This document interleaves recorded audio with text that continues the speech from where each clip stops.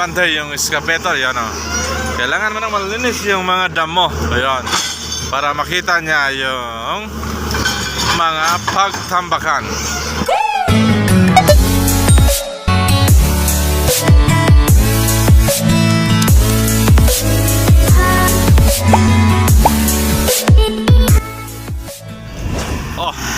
Oh, Hyundai. Dito tayo sa Hyundai. Dito tayo mga kamisin. Dito tayo sa Hyundai na matanda nga. Marami ng sakit. Yan o. Nahirapan sa pagbumba ng maliit na puno. Yun. Oh. Ayan. Oh.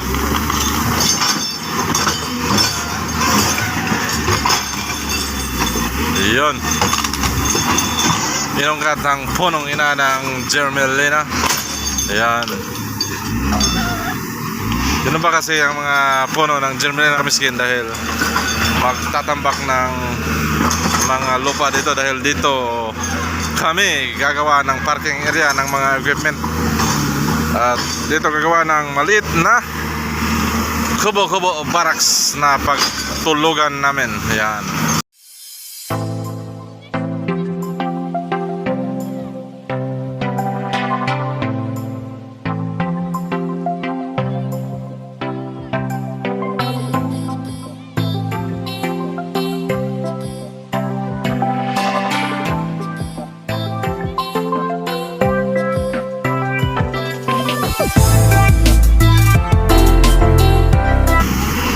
Jack up, nag-steer, paibot. Ayan. Pagkatapos mapaibot, ikot, paikutin ang truck pad. Ayan. Bye-bye, bye-bye.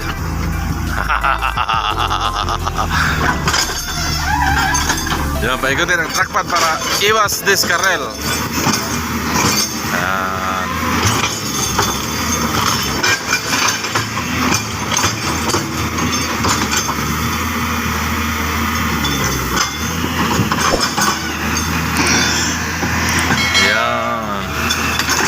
Hiwalay yung mga kahoy. Hiwalay yung mga kahoy mula dyan. Kunin yung mga kahoy, iimbak doon. At yan ay hahatakin, itambak dyan. Bagay, ihiwalay yung kahoy dahil yung kahoy ay magagamit dyan. Pag natuyo, magagamit dyan pang gatong. Yun o. Oh, grabe, laki ng punong ina.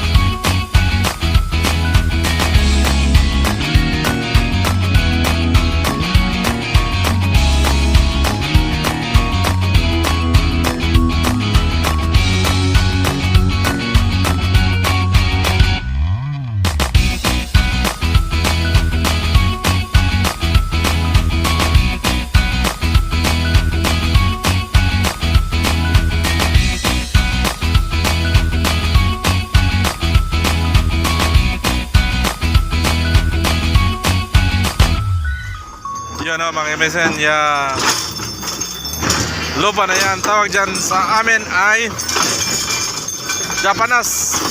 Yung sobrang tigas na lupa. Yan o.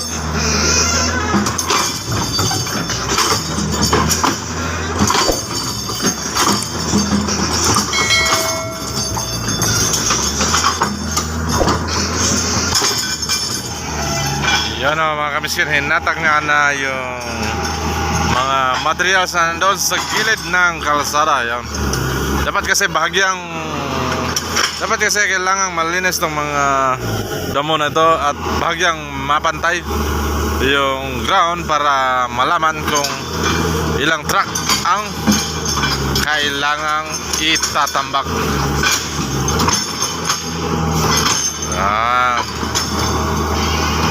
bantay yung excavator, yan o. Kailangan mo nang malinis yung mga damo, ayun, para makita niya yung mga pagtambakan.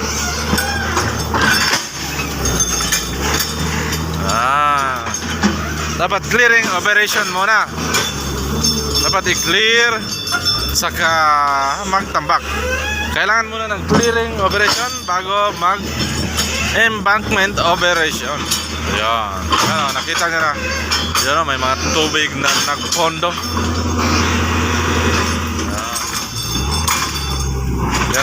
Yan, ginawa ng operator, mga kamiskin ay clear niya yung mga damo na nandyan, tapos kinuha yung mga nakaumbok na lupa at itinambak sa medyo malalim na portion para bahagyang magpantay. Ayan. Alright, so nag-jack up, tapos nag-steer, yun, nag-diver sa may travel, yun. Alright. Tapos ay dadambutin yung mga materials na nandoon sa gilid ng kalsada. Atakin niya, itatambak niya dito. Dapat ng pantay-konti at saka tatambakan namin ulit. Yung mga materials kasi na yan, mga kamiskin, ayan yung item 200 na galing dun sa kalsadang project na tinatrabaho namin. Item 200 na nag-rubberize dahil sa sobrang ulan. Yan o, nahalo yung putik at item 200, kaya naging waste siya. Kaya ginawa namin, kinuha at tinapon dito at gamiting pangtambak. Yan o, medyo basa pa talaga siya. Kasi dito, panay na ulan. Location ng lugar na ito ay Campagao, Bilar, Bohol. At doon o, yun yung Campagao National High School. At yan yung fabrication ng aming kumpanya, fabrication ng RCBC.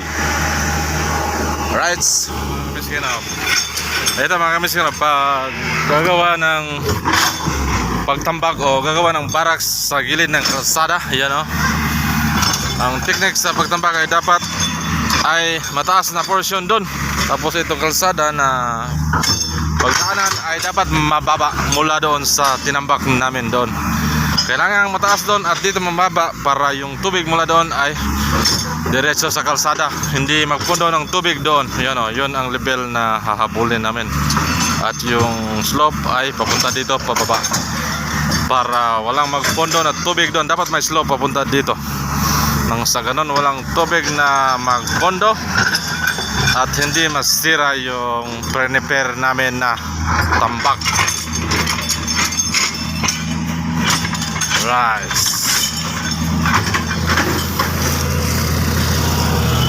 Uy, si Lazada, Shopee, online.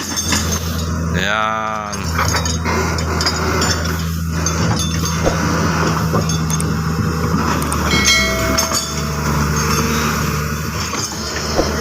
Yan o. Yan o, CE95. Ibig sabihin ng CE, yan yung abbreviation yan sa crawler excavator. At yung 95 ay pang 95 na excavator. Grabe, daming excavator yan ha, pang 95. Yan.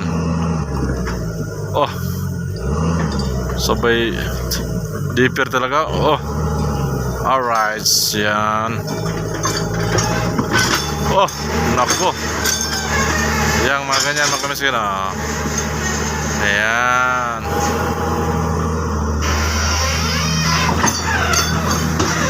Right, tapos yung pinagpaibutan niya, siyempre masisira yon sa likod. Dapat ay ayusin niya yung nasira sa likuran.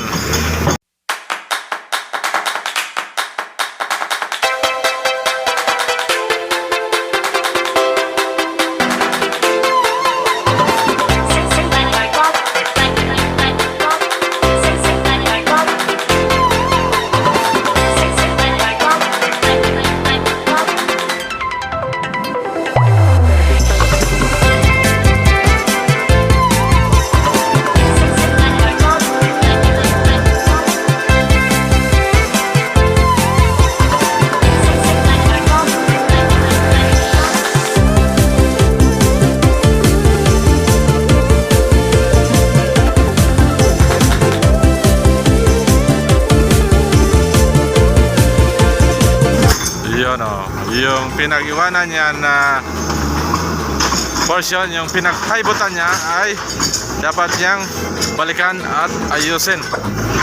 Yan. Yan, ayusin. Yan. Himasin. Tampirin. Yan. Himasin, haplusin para mag-level. Sinagapang talaga.